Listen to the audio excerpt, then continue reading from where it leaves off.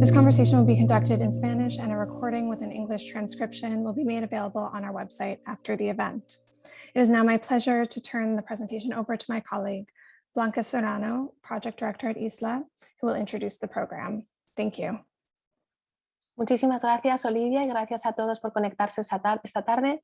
Es para mí un placer presentar la conversación de hoy y me gustaría comenzar contando un poquito sobre ISLA.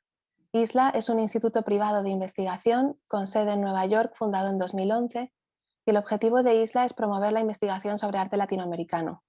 Para ello, ISLA trabaja fundamentalmente tres ejes: el apoyo a la investigación a través de becas de investigación, bolsas de viaje y programas universitarios como conferencias, simposios y congresos. También apoya publicaciones de arte latinoamericano. Tenemos una revista propia titulada Vistas y apoyamos una serie de libros que comenzó hace un par de años con University of California Press titulada Studies on Latin American Art, que ya va por su cuarto título. Además de todo esto, ISLA también cuenta con un pequeño espacio expositivo por utilizar las palabras de Holland Cotter en su reseña en el New York Times hace unos pocos días, y es ahí donde hemos comenzado nuestras exposiciones desde 2019. Llevamos 3 exposiciones en ISLA. La primera fue Ulises Carrión, The Big Monster, curada por Aime Iglesias Luquín. La segunda fue The Counterpublic Sphere in the Condor Years, curada por Nicolás Guanini. Y la tercera es la que nos ocupa hoy, de Poema Revolucionario, curada por el artista y pensador Luis Kamnitzer. Todas nuestras exposiciones en ISLA están siempre basadas en nuestros archivos, ya sea en nuestra biblioteca, en nuestro archivo documental o en nuestra colección de arte gráfica. Nosotros entendemos la curaduría y la investigación como dos disciplinas que no se pueden desvincular, que van de la mano, y por lo tanto nuestras investigaciones siempre tienen el objetivo de reforzar estas exposiciones. La idea es que se amplíe así la visibilidad del arte latinoamericano, pero también que se profundice en la investigación del mismo, y nuestra idea a futuro, el ideal sería que las universidades tomaran el testigo de nuestras muestras para ampliar y desarrollar aún más a fondo nuestra investigación en nuestras exposiciones.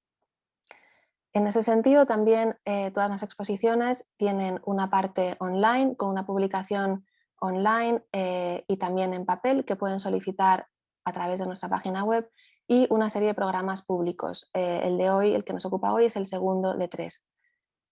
Y por todo esto, Poema Colectivo Revolución, curada por Luis Kamnitzer, es una exposición paradigmática de las exposiciones de ISLA.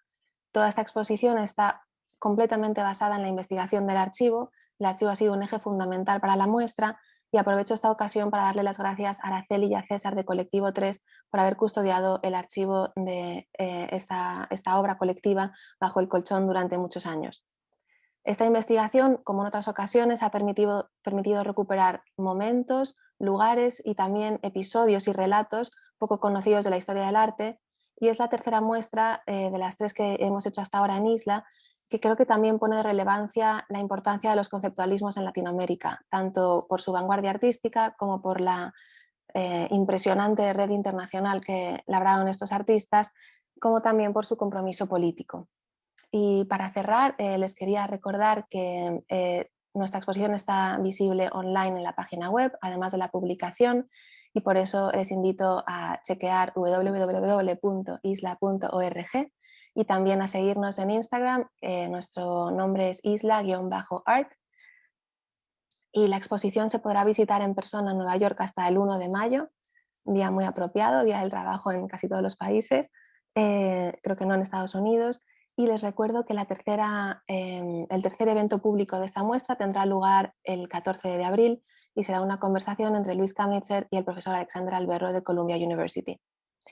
Y nada más, quería recordarles también que a través de la sección Q&A de Zoom podrán enviar sus preguntas a lo largo de la charla, y al final de la conversación estas se leerán en voz alta y serán respondidas. Y sin más preámbulos, le paso la palabra a Luis Kamnitzer. Muchísimas gracias a todos por su atención. Muchas gracias, Blanca. Este es un momento bastante nostálgico estar acá con Clemente y haber conocido a Fernanda hace un rato mientras estábamos esperando. Clemente Padín, de Uruguay, nacido en 1939, Recibió su licenciatura de la Universidad de la República en Uruguay. Es poeta experimental, artista, diseñador gráfico, artista postal, performer, curador, videoartista y networker. Realizó muestras individuales en Estados Unidos, Italia, Ecuador, Corea, Argentina, Uruguay, Alemania, España, Canadá, República Dominicana, Brasil, Bélgica y Japón, y fue invitado a la Bienal de San Pablo en 1981, la Bienal de La Habana en 1984 y el 2000, y la Bienal de Cuenca en el 2002 y la Bienal de Arte Contemporáneo de Tesalónica. Dictó seminarios de poesía experimental y performance de todo el mundo y cursos de posgrado en la Universidad de Buenos Aires. Publicó 26 libros, incluyendo 40 años de performances e intervenciones urbanas en el 2010. Recibió el premio Pedro Figari a la excelencia artística en Uruguay 2005, el premio 400 años de la Universidad Nacional de Córdoba, Argentina 2015, y el premio literario Bernard Heidsieck del Centro Pompidou en Francia 2019. Fernanda Nogueira, de San Paulo, 1982, es candidata al doctorado de Estudios Culturales, Teoría del Arte y Práctica Artística de la Academia de Bellas Artes de Viena. Es maestra en Teoría Literaria y Literatura Comparada en la Universidad de Sao Paulo y en Teoría Crítica y Estudios de Museo del Programa de Estudios Independientes del Museo de Arte Contemporáneo de Barcelona. Integra la red Conceptualismos del Sur desde el 2008, trabajando en el proyecto colectivo de investigaciones Redes Artísticas Alternativas, las ediciones de Poesía Visual y el Arte Correo en 2010, y la exposición Perder la Forma Humana, una imagen sísmica de los años 80 en América Latina, de 2012 al 14. Fue curadora de la muestra Gastão de Magalhães, La Poética de la Interferencia, en el 2012. Excitación Permanente, la gang del movimiento del arte porno en los años 80 brasileños, en 2012. Y Videoactivismo Tropical, Ilegalidades Transformadoras y Posporneando los Géneros, 2013 y 2015. Sus artículos y textos críticos están disponibles en línea. Muchas gracias y bienvenidos y comenzamos. Adelante. Bueno, es un placer estar aquí, es un placer recibirla, listo, muy bien. Placer recibir la invitación de Olivia Casa, de Luis Kamnitzer, la presencia de Blanca y todo el equipo de Isla para participar de esta conversación con Clemente. Es una gran emoción retomar este contacto con él, porque hace ya un tiempo no hablamos después de un periodo intenso de investigación en su archivo.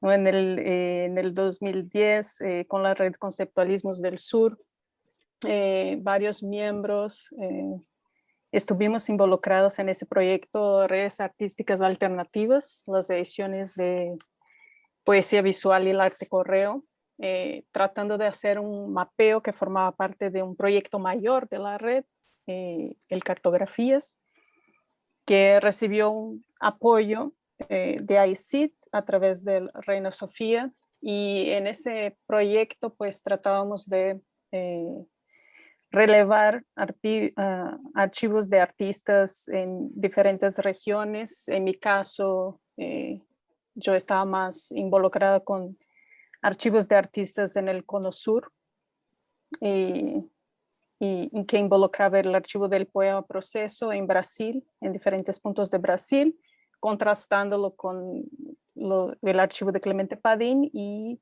Edgardo Antonio Vigo.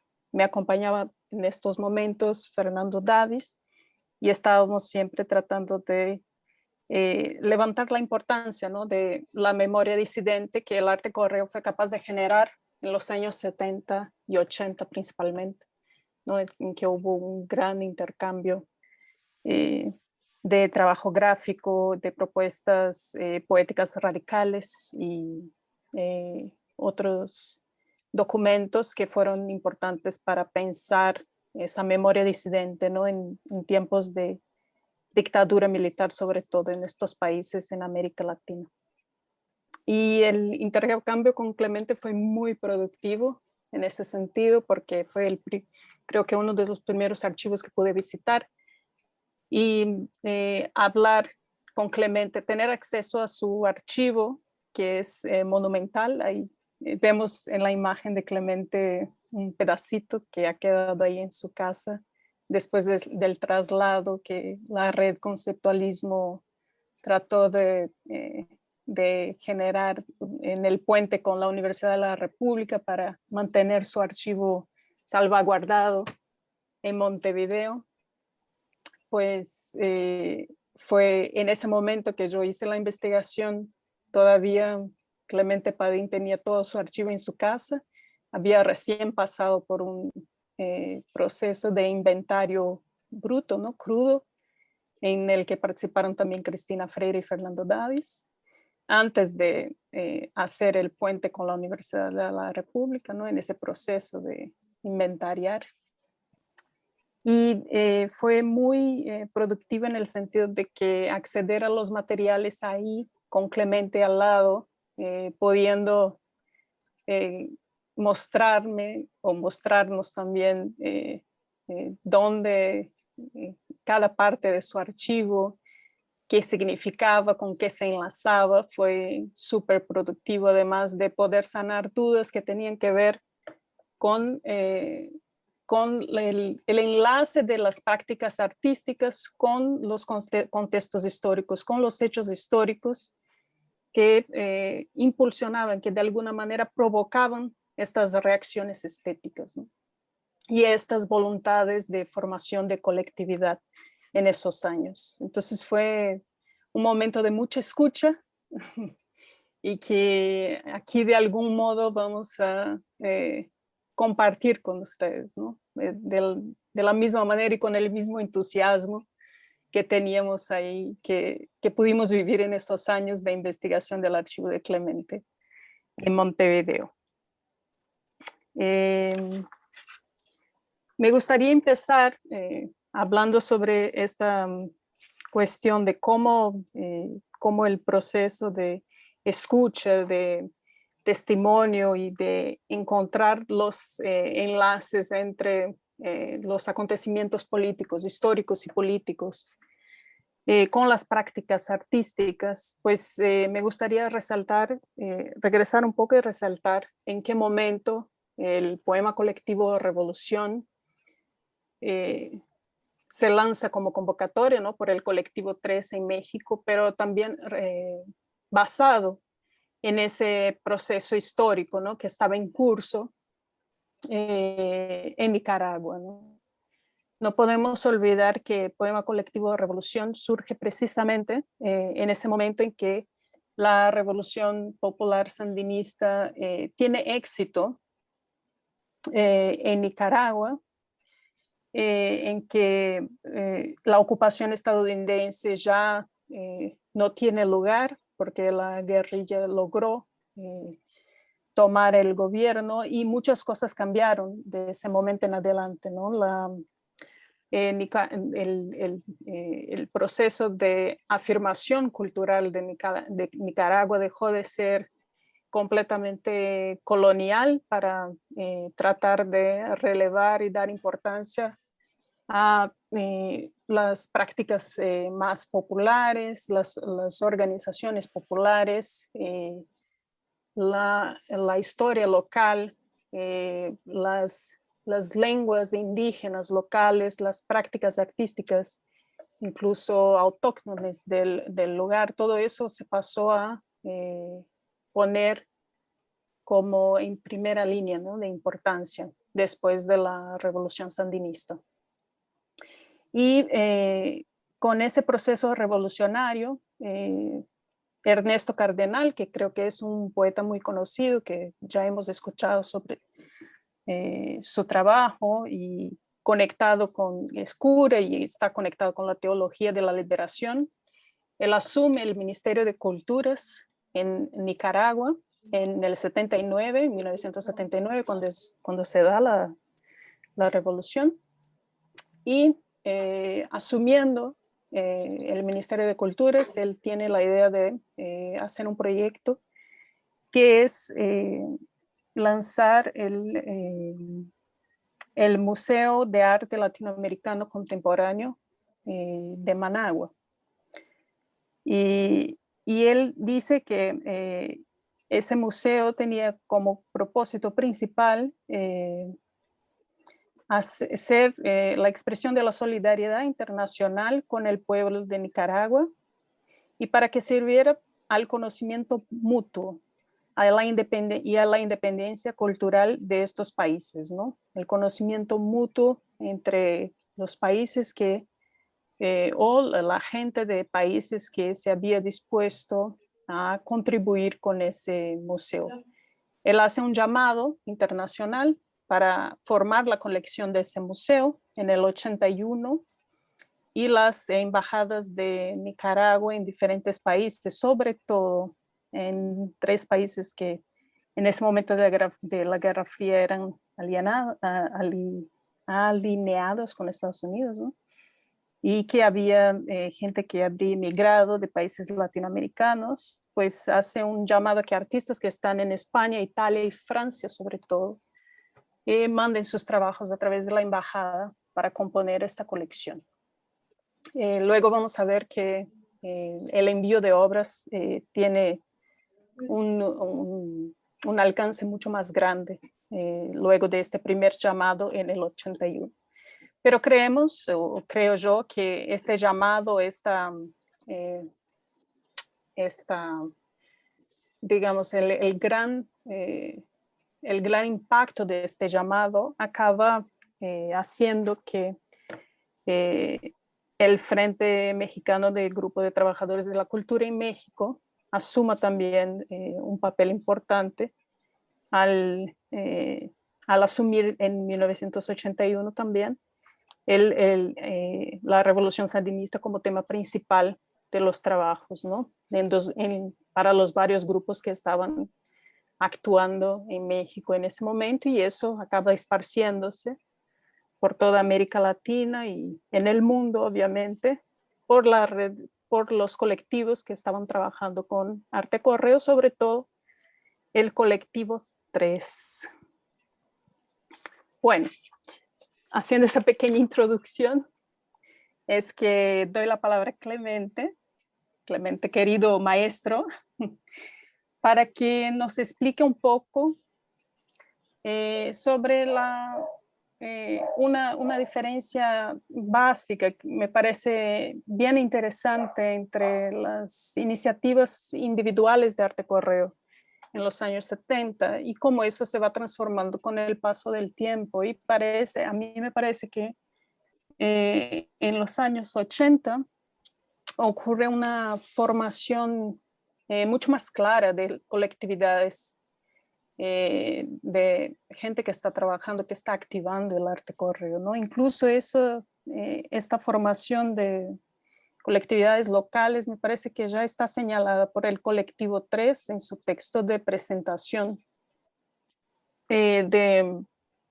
la muestra Poema Colectivo de Revolución, cuando dice que espera que por ejemplo, esta convocatoria que surge de un colectivo, pues que ayude a hacer surgir también circuitos localizados de comunicación, ¿no? Y eso creo que me parece que es como un señalamiento, ¿no? de la posibilidad de que surjan colectivos locales de comunicación y producción. Entonces me gustaría que Clemente, que nos pudieras brindar un poco sobre tu experiencia con los colectivos, con la formación de colectividades en el Arte Correo a partir de los años 80. ¿Qué pasa en los años 80? ¿Ocurre ese cambio? Sí, es muy interesante lo que estás planteando, ¿no? Realmente, bajo mi punto de vista, lo que yo veo es que los propios hechos históricos nos fueron llevando y no acorralando, sino llevando en el buen término, ¿verdad? hacia ese tipo de posición progresista, de apoyo a las Fuerzas Armadas en los países en los cuales se combatía por el socialismo. Ya habíamos tenido la buena sorpresa del triunfo de Cuba, y ahora, por segunda vez, un paísito, una nación latinoamericana accedía a ese rango. Y realmente nos propusimos casi naturalmente, sin mirarlo siquiera, sin consultarnos, apoyarlo inmediatamente. Así fue como Colectivo 3 del México, fue que hace esta fantástica exposición, pero en otros lugares de Latinoamérica también hubieron exposiciones. Yo recuerdo que el año siguiente se armó la mía propia, que la hice en AEBU, en 1985, estoy casi seguro, en apoyo a los nicaragüenses, a los nicas, etcétera, etcétera. Inclusive hubieron naciones mucho más interesantes que esa, como inclusive, aparte de que muchos artistas progresistas uruguayos ya habían donado sus obras. Por mi parte, yo recuerdo que en 1984 a comienzo, haciendo uso de una beca de la Academia de Artes y Letras Alemana, el DAAD, hice una exposición de arte correo regional, solo latinoamericana, una muestra que se llamó América Latina Hoy, 1984, ese era el título. Y después de la exposición, cuando me preguntan qué quiero hacer con la muestra, le dije, se las envían a los nicaragüenses al Museo de la Revolución, bien empaquetada, por favor. Bueno, así fue de que la muestra en su totalidad, que era bastante importante, también en cuanto al número de obras y peso de todo el material, marchó para Nicaragua. O sea, de que tuvimos, como que cerramos filas, digo, todas las fuerzas progresistas, no quisiera llamarlo así, pero de alguna manera hay que decirlo, cerramos filas entonces en la lucha del pueblo nicaragüense por su libertad y por el socialismo.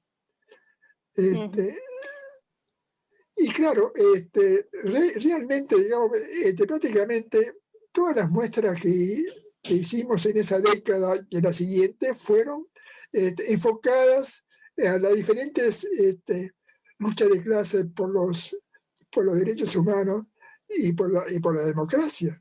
Eso involucró exposiciones, por ejemplo, por Paraguay, contra Stroessner, contra Pinochet, Chile, Brasil, en fin, también tuvo la suya.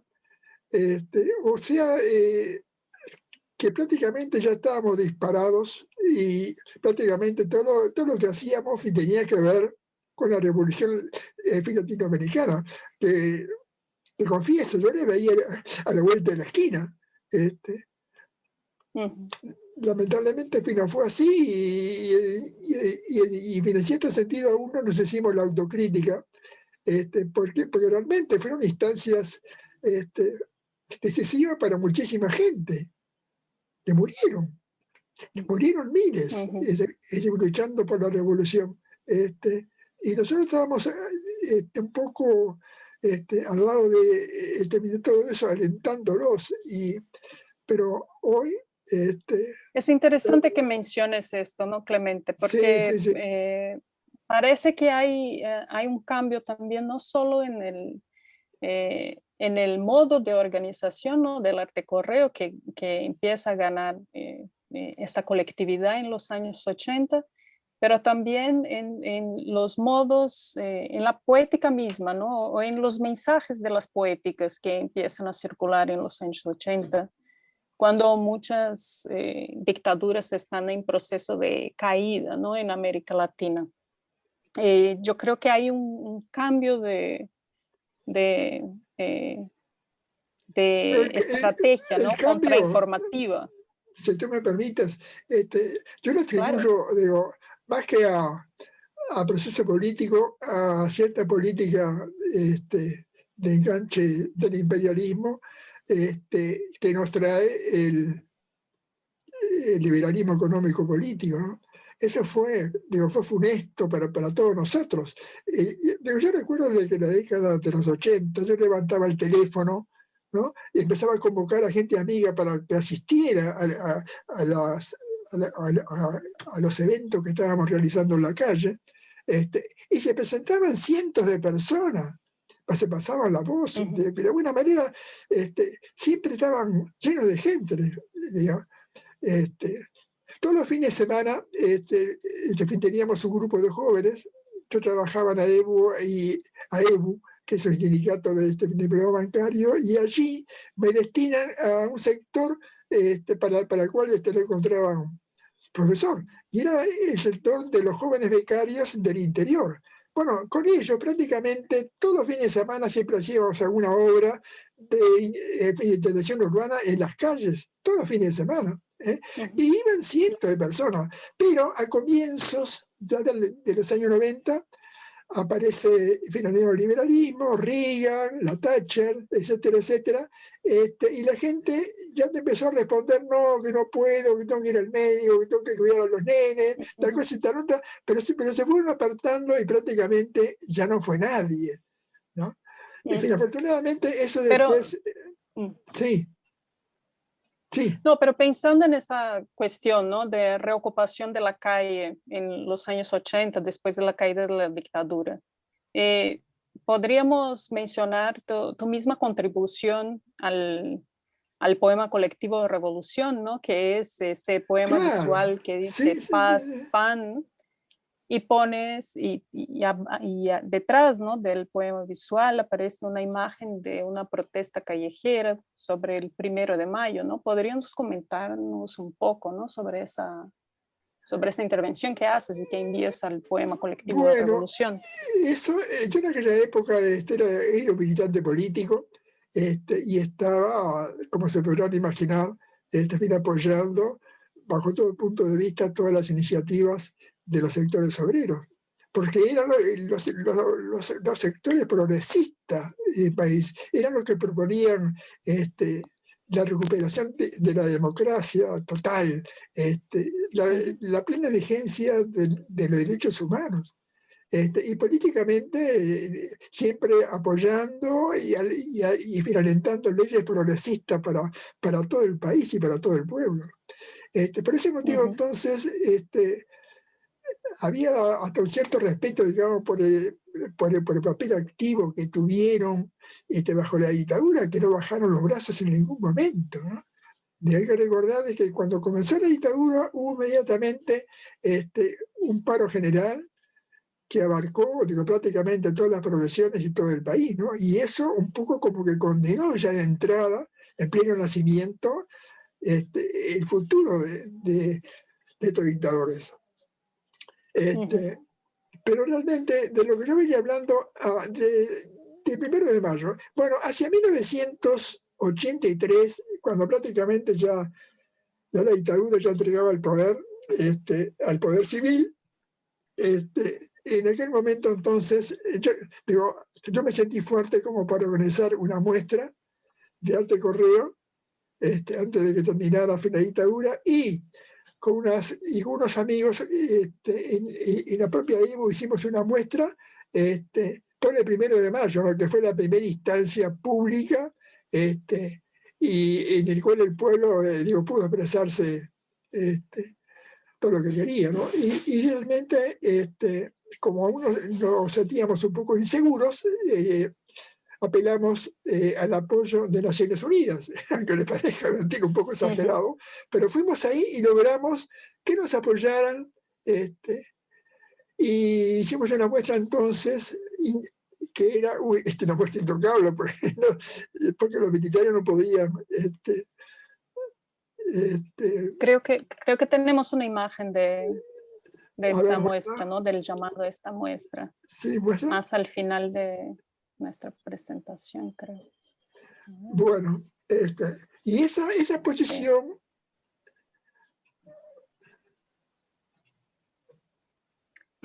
Esta que dice Nicaragua, patria o muerte, ¿verdad? Sí, esa misma, claro. está más al final. Debe ser el Creo que 54. estaba al final, me parece. Sí, es el slide número 54. Bueno, pasa la gente va viendo las imágenes. Eso. Es que hemos estado hablando y nos olvidamos de poner los slides a correr, pero todo bien.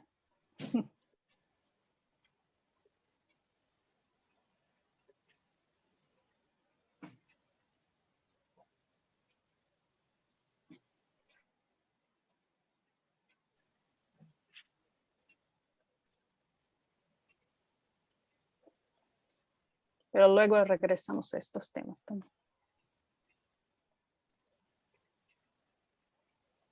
Sí, creo que es la penúltima imagen. Sí, Si no la de esta última. primera parte de nuestra conversación, sí. A ver, estamos cerca.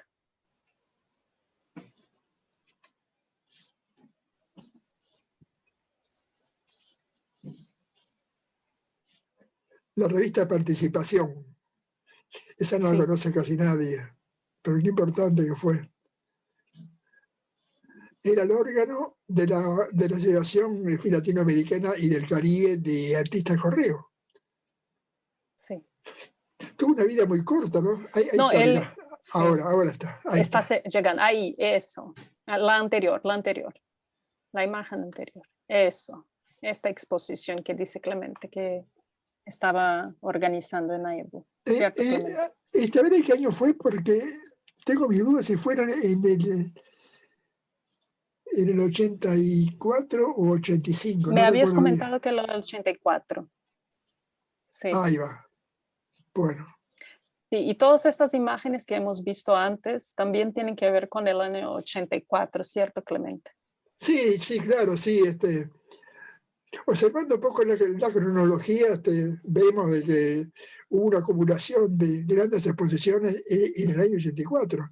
Además de una serie de actos jurídicos, como por ejemplo la creación de la Asociación Latinoamericana y del Caribe de Artistas Correo. Eso es una cuestión completamente inédita y que vino a traer además una situación nueva, digamos, en cuanto al networking latinoamericano, ¿no? Sí, eso es algo que me gustaría que aclararas para... Bueno, sí, cuenta. Con muchísimo gusto. Y también quería comentarte de que fue en ese año en que se realiza la primer Bienal de La Habana. Y casualmente, César Espinosa, junto con su compañera, Araceli, había hecho una exposición muy interesante, Nuestros Desaparecidos, no, los desaparecidos de nuestra América, algo así. Ah, esa fue Solidarte, el grupo Solidarte de México. Solidarte. Bueno, muy bien. Esa exposición logró ser mencionada. Fíjate que fue un hecho completamente histórico e inusual, porque después no se volvió a repetir nunca más. Fue la segunda intervención de Arte Correo en una muestra. Fue la del 81 en San Pablo. Es el slide 36. Exacto. Y la del año 2000 en La Habana. En el cual yo hice un desfile de Arte Correo, ¿no? Es un intento de llevar el Arte Correo a la calle, que no fue muy bien, pero en fin, fue el intento, ¿no? Pero sí, creo que es importante subrayar eso, ¿no? De que seguro, el Arte Correo, que las exposiciones del Arte Correo son importantísimas porque todo lo que circula dentro de la red de Arte Correo, ¿no? Estos intercambios postales, ganan una visibilidad pública cuando los artistas deciden reunir todo el material y hacer las exhibiciones en los distintos espacios, ¿no? En sus países. Y eso funcionó mucho para, como un método metafórico, ¿no? De hacer denuncias sobre lo que estaba pasando localmente, ¿no? La gente que hacía denuncias con situaciones parecidas en sus países podrían tener sus materiales expuestos en geografías en donde eso no se podía decir, pero sí se podía mostrar lo que estaba pasando en otro país. Entonces, por una asociación se podría hacer una denuncia local también, ¿no? Sobre lo que estaba pasando ahí. Mira, un comentario sobre esta imagen. Quiero comentarte algo sobre esta imagen. Esa muestra, luego de ser de vuelta, digamos, de Cuba a México, César me la envía, me la manda a mi casa, y yo me armo una exposición en el PCNT, que era la Central de Trabajadores Uruguaya, y le editamos un pequeño mi catálogo de muy poquitas páginas, pero que trae la imagen principal, digamos, de la obra que nos enviaron, digamos, para la muestra, ¿no? Desaparecidos políticos de nuestra América. Esta fue la muestra entonces que también se hizo por primera vez en 1984. Fíjense que ese año fue fantástico. Pero tengo más. Además se hizo en la ciudad de Rosario, allá en Argentina, un encuentro que se llamó Primer Encuentro de Arte Contemporáneo. Algo así. Bueno, ahí justamente no solamente se firma, digamos, todos los integrantes del evento firman ese documento, entonces, que consagra a la asociación, sino que además aparece la primera obra de arte ambiental que se conoce en América Latina, se hizo en ese momento ahí a cargo de Graciela Gutiérrez Mars, que se trajo un proyecto que lo había hecho hace años Edgardo Antonio Vigo, de unir, digamos, el río Paraná, que es donde está la ciudad de Rosario, y Punta Lara, que queda cerca ya de La Plata, a casi más de 1000 kilómetros de distancias, llevan unos materiales que fueron tomando del suelo, como arenisca, piedritas, plantitas, y la trasplantaron en el río Paraná. Esa fue la primera obra, digamos, que lo pude dirigir en toda América Latina en ese periodo. Y aparte de eso, está lo que estamos viendo ahora en pantalla, que fue cuando Graciela Gutiérrez Mar, una maestra increíble, esta mujer extraordinaria, hace esta propuesta al mundo por un arte de base sin artista. Yo en el primer momento, que era bastante inmaduro y que no entendía nada de esto, le tomaba el pelo y le decía, por una medicina de base sin médicos, por ejemplo. Pobre Graciela.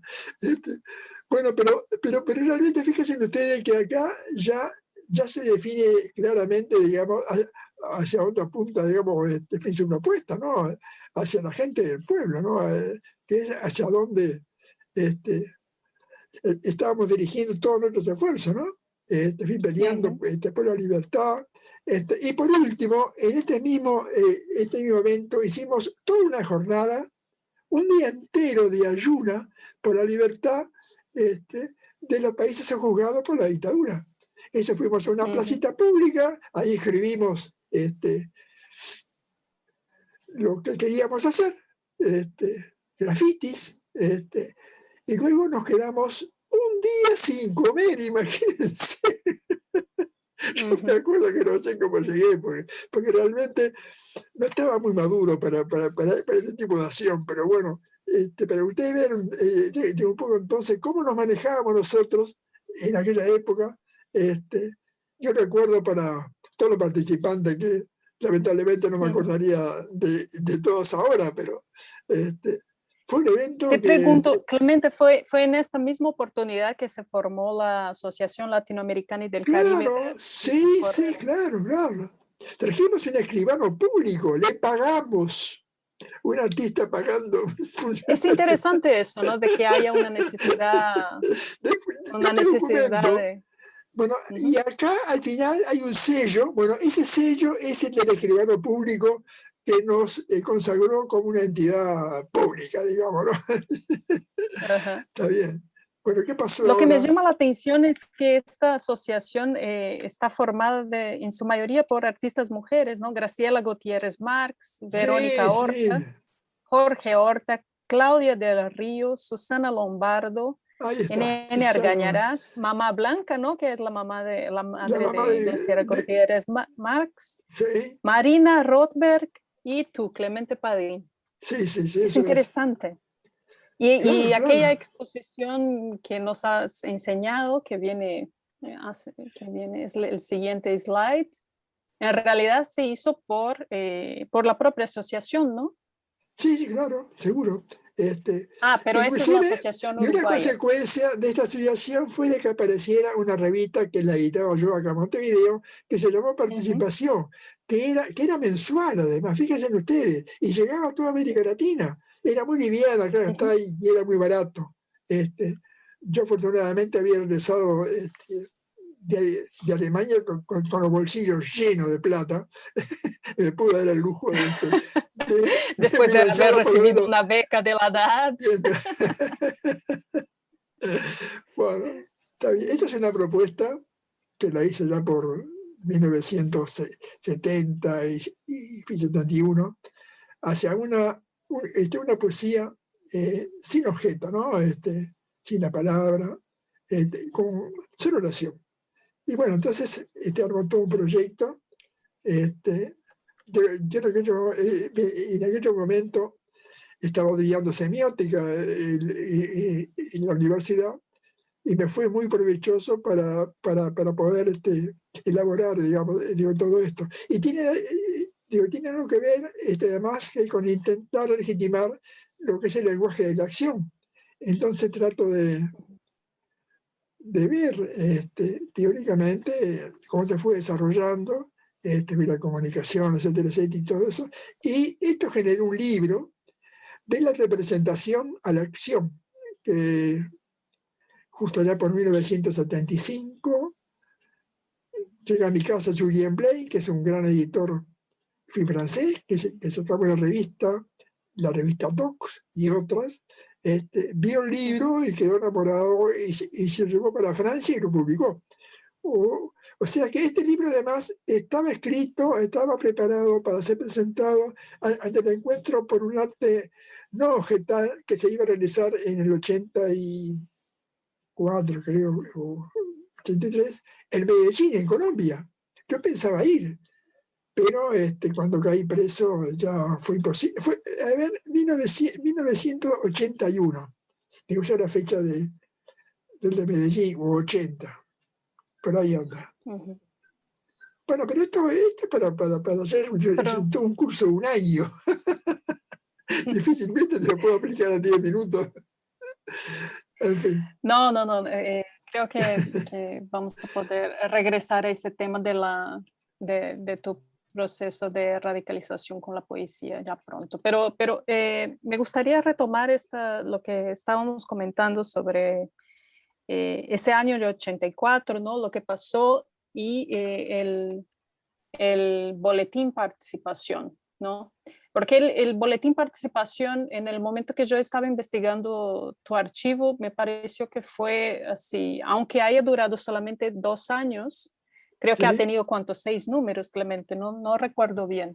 Sí, Pero mira, duró 10 o 12 2 años, del 84 al 86, ¿cierto? O 10 números. Ahí va, 2 años, sí, exactamente. Sí. Sí. Y el boletín que hace Clemente recurre o reúne todas las manifestaciones que estaban, todas las invitaciones, los cambios de dirección, algunas obras que le llegaban, ¿no? por Arte Correo, reúne todo eso y le devuelve a la red de Arte Correo, ¿no es cierto, Clemente? Sí, las convocatorias, exacto, para participar de las exposiciones. Es fantástico, sí. Y bueno, devuelve todo a la red de Arte Correo. Claro, y ahí se puede leer muy claramente, digamos, todas las acciones que hubieron, por ejemplo, afirmaciones contra la dictadura de Pinochet, que era la más intensa en aquel momento, ¿no? Y teníamos un artista de correo de la ciudad de Antofagasta, Espinosa, cuyo hijo fue, lo mandaron de la zona tórrida de Antofagasta al último sur, más frío que pudieron encontrar, y bueno, hicimos gestiones ante Naciones Unidas, mandando cartas además a todos los presidentes, instituciones, etcétera, para que lo liberaran.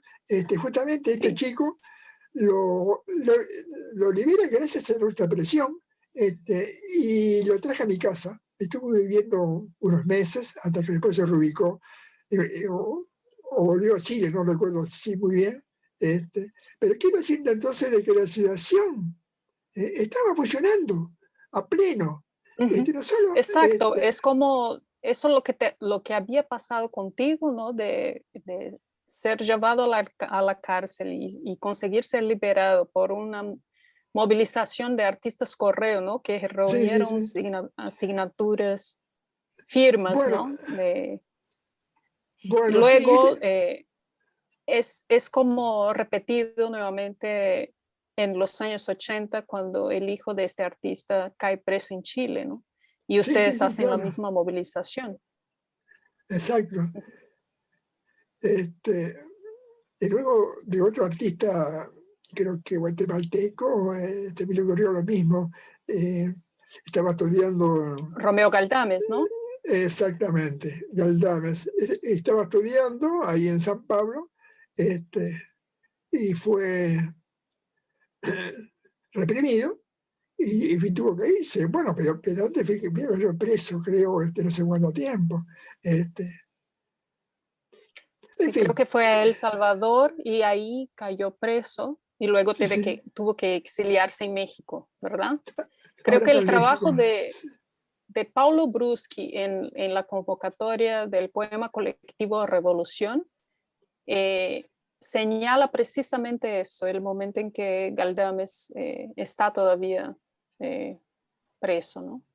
Sí, sí, Está sí, sí. encerrado y pide por su liberación. Es el slide número 17 y que O sea, muestra el entonces, mensaje de... digo, pero sea entonces de que para los incrédulos que dicen de que la actividad sindical, etcétera, etcétera, el activismo, fin social, no sirve para nada, yo les puedo decir que están equivocados. Porque Ujú. con aplicación y con determinación y con claridad de principios, se puede llegar muy lejos. Claro que sí. Sí. Sí, la Bueno, posibilidad de movilización fue muy sí, sí, importante, ¿no? En ese momento. claro, claro. Pero como te Ahora, digo, ya no, Clemente, cuéntanos una curiosidad. ¿Cuándo empieza tu relación con el arte correo? bueno, mira, empieza cuando yo comienzo a recibir la publicación que me envía DIGIS de los Estados Unidos. Son Sinelse Press, que era su revista. Ahí traía mucha información y un día me encuentro que aparezco en la propia revista en unas listas con las direcciones. Era justamente cuando se ingresa a la segunda etapa del antecorreo, porque hasta ese momento era un antecorreo citadino, que era estricto para una sola ciudad, como hacía Ray Johnson, pero después con la actividad de Ken Friedman y de Higgs, entonces es cuando se cosmopoliza y se hace universal, ¿no?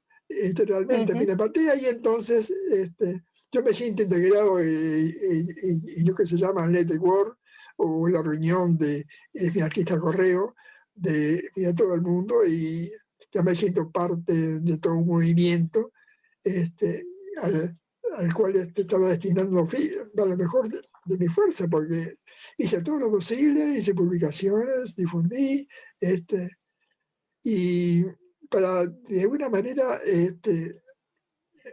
difundir entonces algo en lo cual creía y lo que dura hasta ahora. Pese a que no es una corriente artística en sí mismo, porque eso hay que decirlo, no es como el surrealismo, como el realismo, como el constructivismo, nada de eso. Por ese motivo, el Gerante Correo Porque en realidad suma todas estas poéticas lleva más de distintas, ¿no? 50 años viviendo.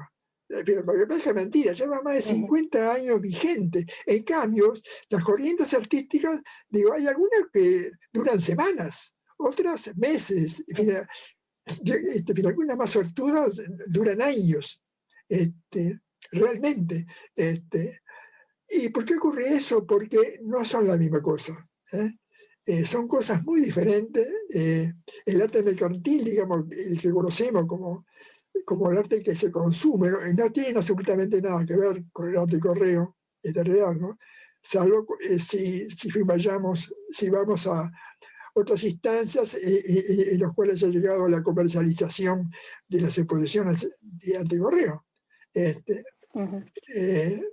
porque realmente si hay un desgaste va a venir, en fin, va por ese lado, porque este sistema ya lo conocemos,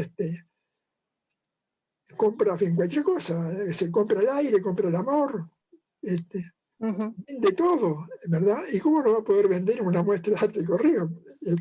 Aunque exista una prohibición formal de no hacerlo. Eso está claro de que va a seguir ocurriendo. Bueno, perdóname si te interrumpí. No, para nada, pero me da curiosidad de saber cómo se dio ese proceso tuyo de radicalización del hacer poético, ¿no? Para llegar a la red de arte correo. No sé si nos quieres exponer un poquito. Yo le invito a Olivia que nos lleve al slide número 56, que es cuando está toda la parte Bueno, como gustes. de propuesta del arte no vegetal y la poesía sin objetos. Bueno, que creo que es importante conectar eso, ¿no? De la radicalización del lenguaje hacia el arte correo. Bueno, yo comencé como todo el mundo, Cuéntanos. como todo... ¿Sí? Sí. Bueno, yo comencé como todo poeta joven, con angustia de las frustraciones amorosas. Ahí me asomo los cuadernos, escribir poemas, para poder seguir viviendo, imagínense. Y realmente, a partir de ahí entonces fue que comenzó mi interés por la poesía como arte, ¿no? Incluso tuve la suerte de, antes de ir a la universidad, hay que pasar por preparatorios. Y yo fui al preparatorio nocturno, porque trabajaba, y ahí tuve oportunidad de conocer a un profesor que era una oportunidad en el último examen, digamos, de literatura, de preparatorios. Como yo no había estudiado, hice un pésimo escrito, ¿no? Y yo ya sabía de que me iba a mochar, de que no iba a salvar el año. Pero ¿qué ocurrió? Este artista, porque es un verdadero artista además, me llama y me dice: mire, Clemente, su escrito es espantoso, usted no estudió nada. Ya lo sabía, claro. Sí, tiene razón, profesor. Pero ¿qué pasa?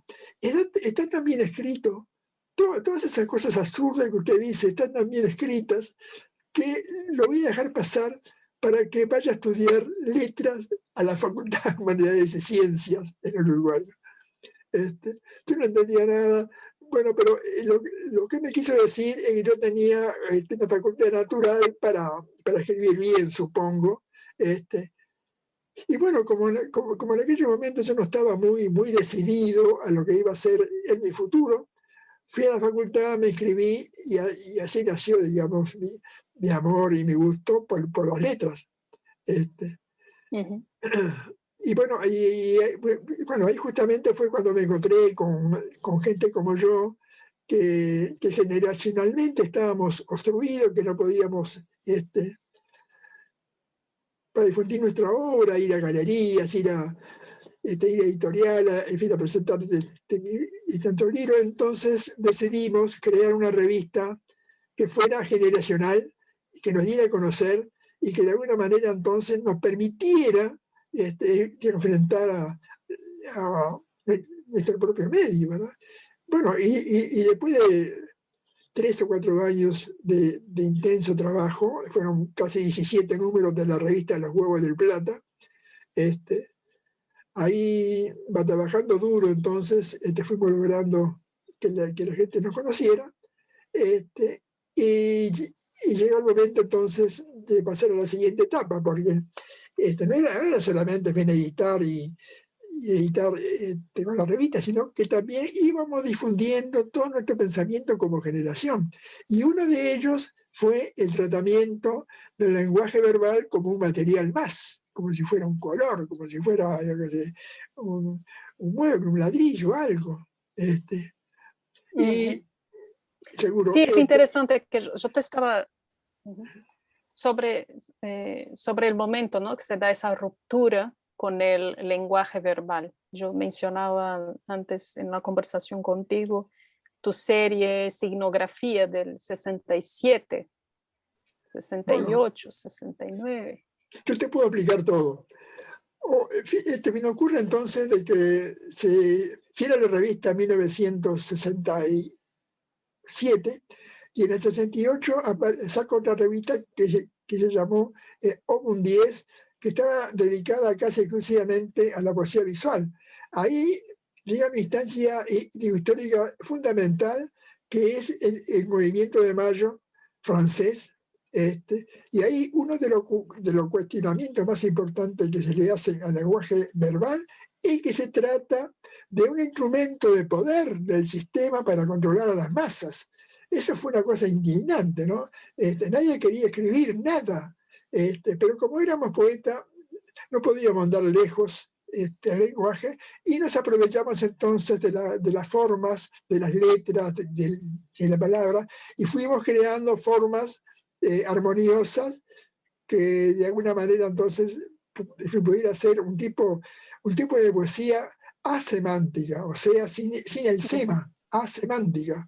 Sí. Bueno, y fue una tendencia que imperó en todo el mundo por 3 o 4 años, hasta que, claro, como la poesía tiene sin significación, tiene las patas muy cortas, esto prácticamente se fue diluyendo hasta que desapareció. Pero quedó entonces como base ese tratamiento del lenguaje como un material más, que después lo fui llevando hacia los demás lenguajes, ¿verdad? Y sobre todo el lenguaje pictórico. Yo propongo entonces que dejemos de lado todos los lenguajes de representación, como la pintura, como la escritura, etcétera, etcétera, etcétera, y que pasáramos directamente a la acción. Y como ya te expliqué, saco este libro, que aparece acá en su versión española, y bueno, trato De la representación a la acción. Trato entonces de mover el tema, ¿verdad? Hacia ese lado.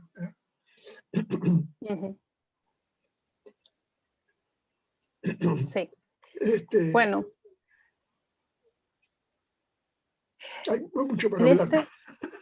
Sí, teníamos tantas cosas todavía nos queda 1 minuto, pero antes de pasar a las preguntas, Clemente, creo que hay una cuestión aquí que todavía me persigue al pensar sobre tu obra, y que es saber tu opinión sobre qué ha significado operar artísticamente en y desde Uruguay en el panorama global de las artes. ¿Nos podrías dar un poco tu opinión sobre qué ha significado todo eso? Yo sé que tu biografía y tu práctica es gigante, enorme, y convendría tener mucho más tiempo para hablar sobre eso, pero una pequeña conclusión.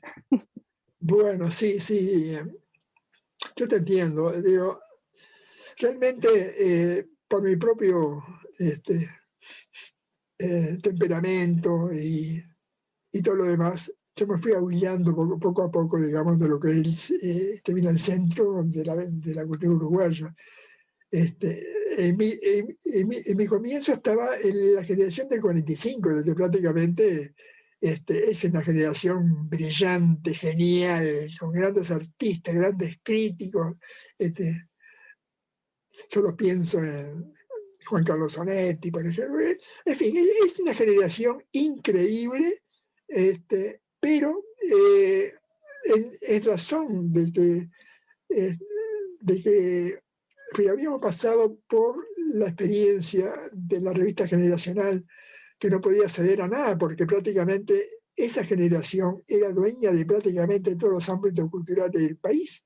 Eran dueños de todas las editoriales, de las páginas literarias, de las galerías, y prácticamente no podíamos hacer nada. Bueno, pero ya con el Huevo de Plata, digamos, a los 3 años ya habíamos logrado ese reconocimiento de la gente para poder seguir adelante. Y ya realmente entonces, en fin, pudimos ir evolucionando, porque, como es interesante, estas revistas un 10 y los Juegos de Plata, generaron muchas contribuciones del exterior por canje y nos manteníamos informados de todo lo que estaba ocurriendo en todo el mundo. Pero sobre todo, seguro, pero sobre todo en Francia, ¿no? Que es una cosa increíble, la provincia del Caterío, digamos, y casi toda la cultura uruguaya, pero sobre todo en aquella época había un hacedor, un gran editor de revistas que era Julian Blaine, que me proveía de mucho material muy interesante. Él sacaba esta revista gigantesca, la revista Doc pesaba 3 kilos, fíjense ustedes. Sí, es Y increíble esa revista. con toda información, yo me enteré de los grandes hechos latinoamericanos a través de Francia, a través de Julian Blaine, cuando él me enviaba, por ejemplo, la revista Biblia Libre. Otro era Pierre Garnier, un gran poeta visual. Pierre Garnier me envía una primera edición de sus obras ya por 1971, una cosa así, poesía espacial.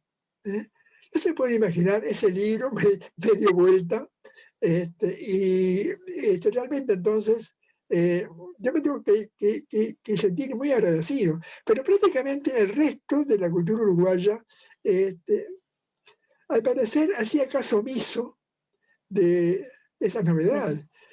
Incluso Entonces yo puedo decir que es como si tú hubieras escapado de este provincianismo y elitismo de alguna forma puede ser, de sí. de los grupos no uruguayos con el contacto con la red de Arte Correo por tener más afinidad política y estética con gente que estaba trabajando en otras partes del mundo. Y actualizada, sobre todo. Por los Huevos de Plata, ya después pasado el quinto, sexto número, que eran los números que provocaban y que pasamos, digamos, a una etapa más, más provechosa, en el sentido que estábamos divulgando conocimientos nuevos, sobre todo de la escuela de pensamiento francesa, ¿no? Foucault, todos esos nenes, nosotros lo hacíamos divulgando a través de la Huevo de Plata, y eso nos diferenciaba de la generación de 45 que no nos aceptaba directamente.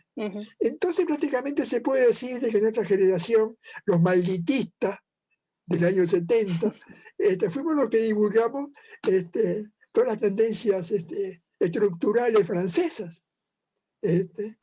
Y eso no lo reconoce nadie. Bueno, no esperamos que lo hagan, pero... Sí, sobre todo después, sí, y el impacto, ¿no? Que sí, tuvo claro. la toma de la calle, ¿no? Por los estudiantes allá.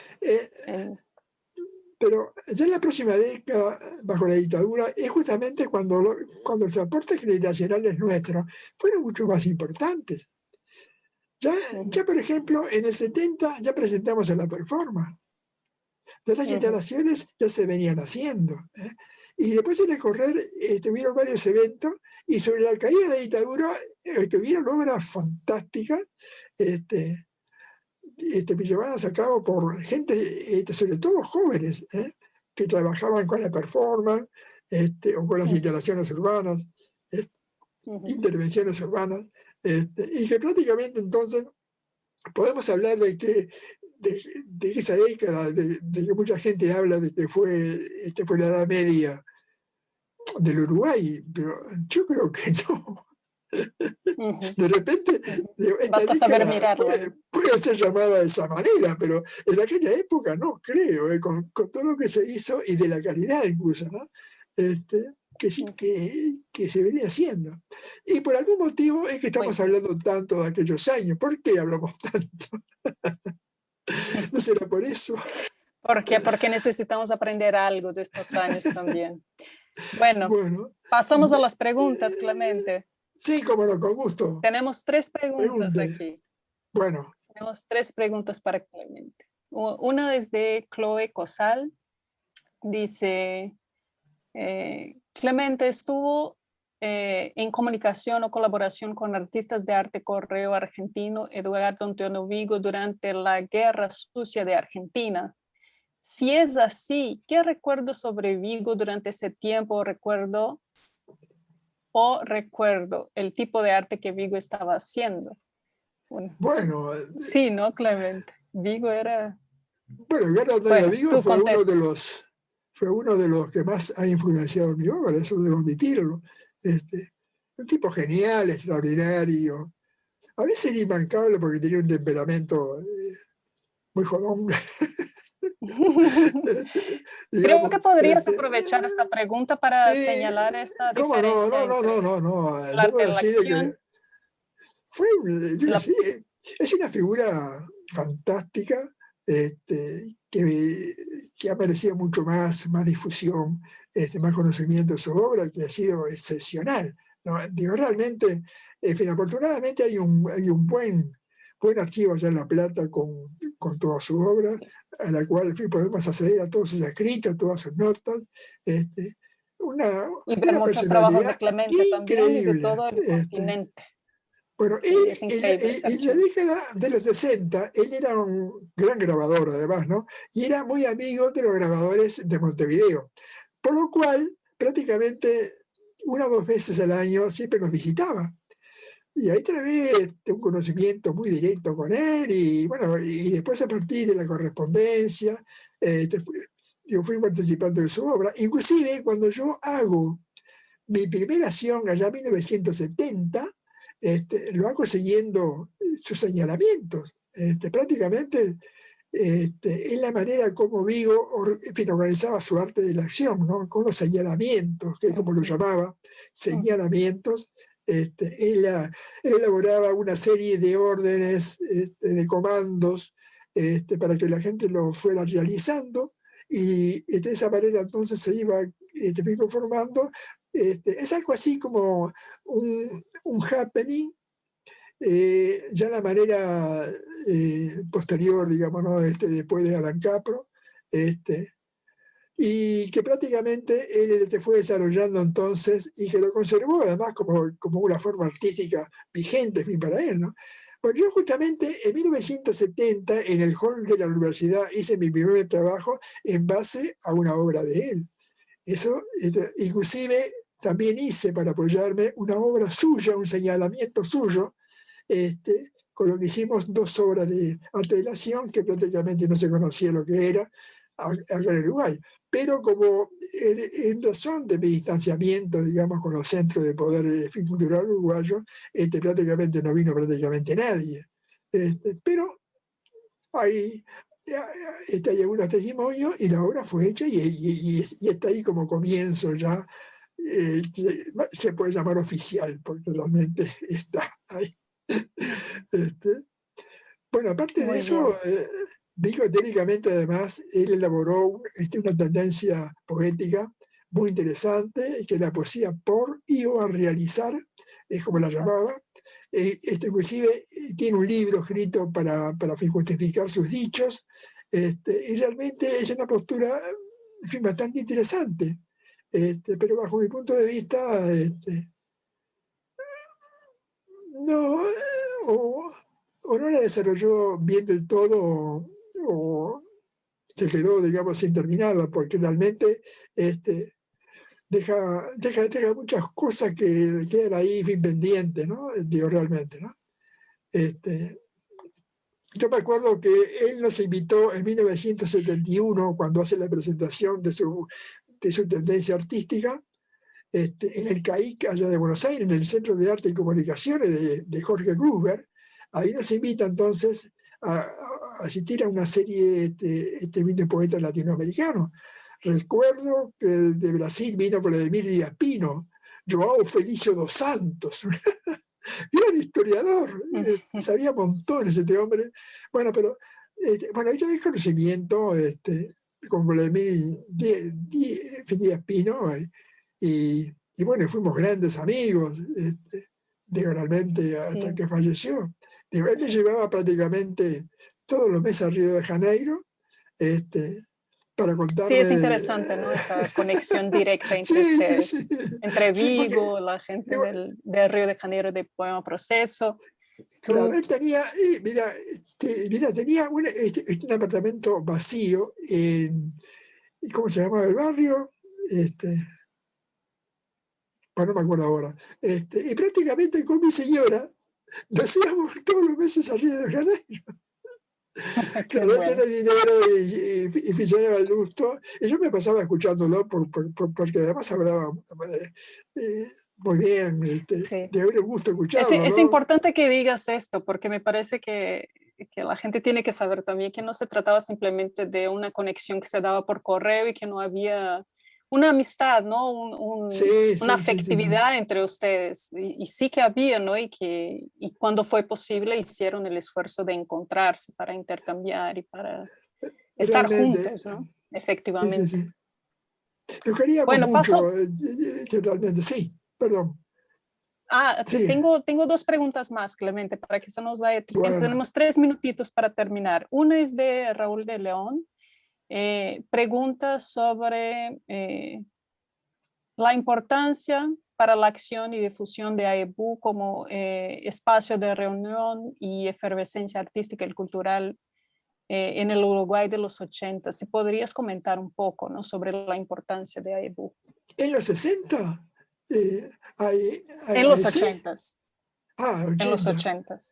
Bueno, Uh-huh. no cabe duda de que los centros culturales son fundamentalísimos a la hora de relacionar a la gente, ¿no?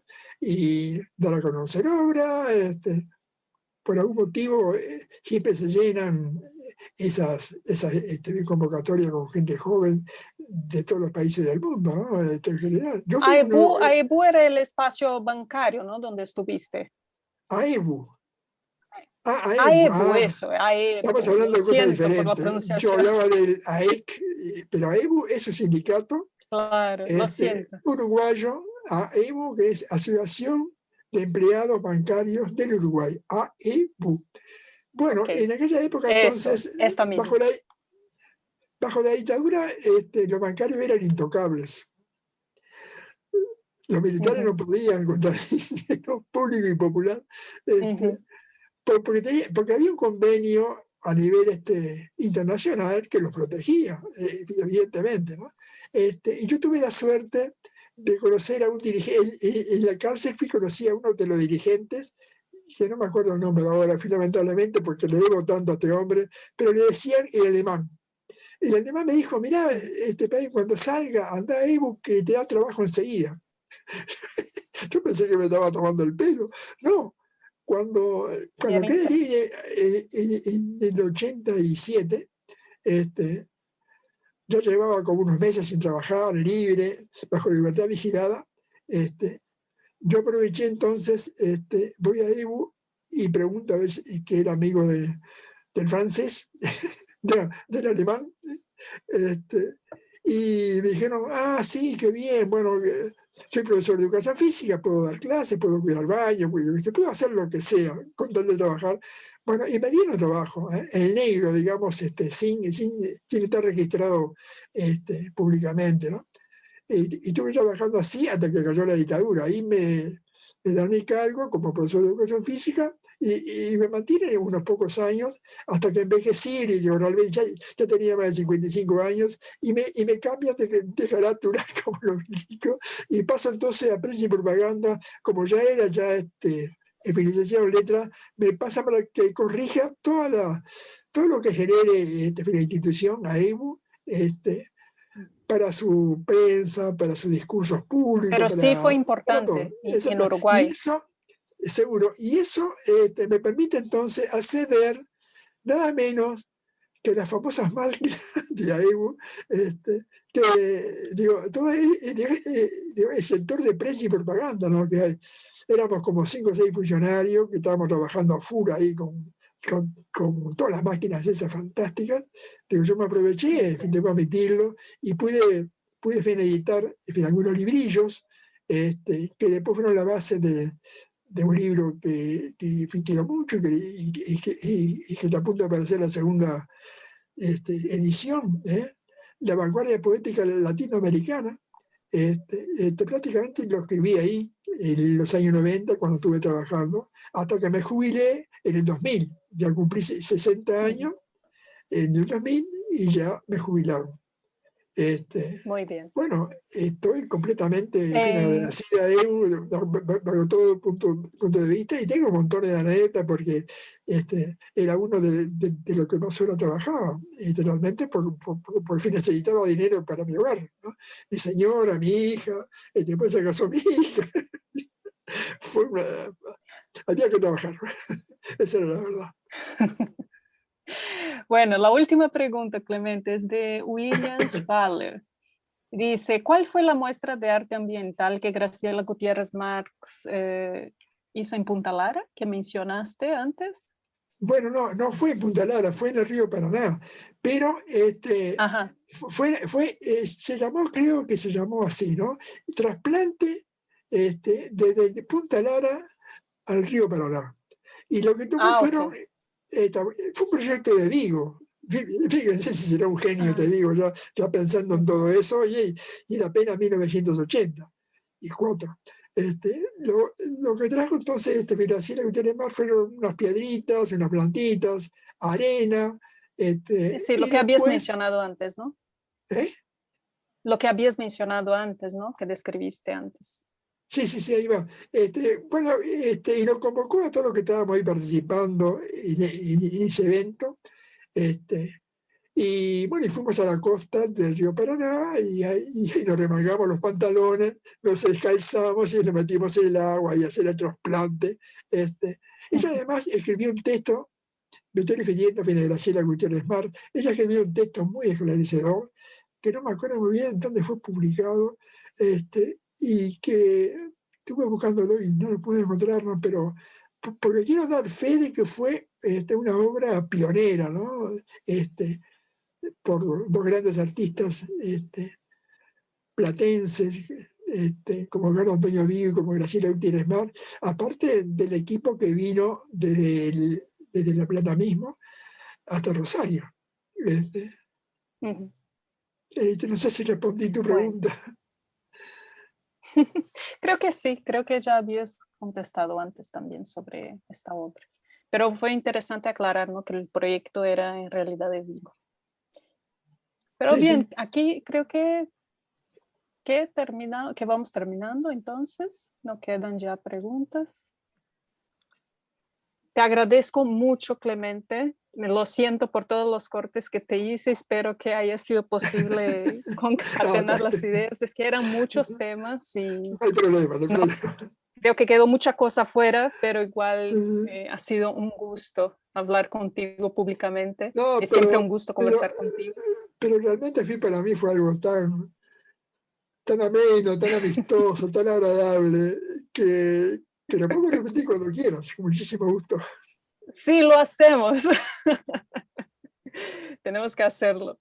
Bueno, espero pronto poder retomar contigo las investigaciones porque ¿Cómo no? hablando y hablando nos damos cuenta de que nunca agotamos porque hay un montón de temas que tenemos que tratar y Sí, sí, episodios sí, que sí. son súper importantes, ¿no? Y que se correlacionan.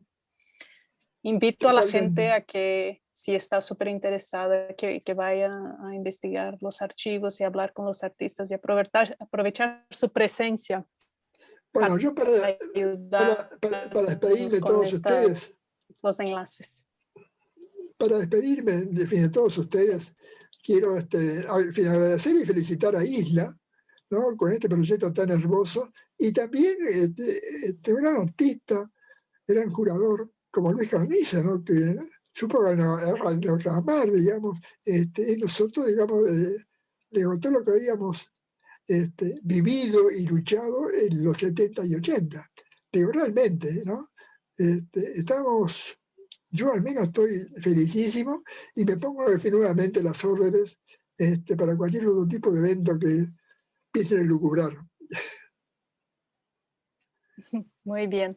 Muchas gracias entonces Luis Camitzer, Olivia Casa y Blanca Serrano que hizo la presentación de Isla y a todos ustedes que estuvieron con nosotros hasta ahora. No sé si Olivia quiere decir algo más.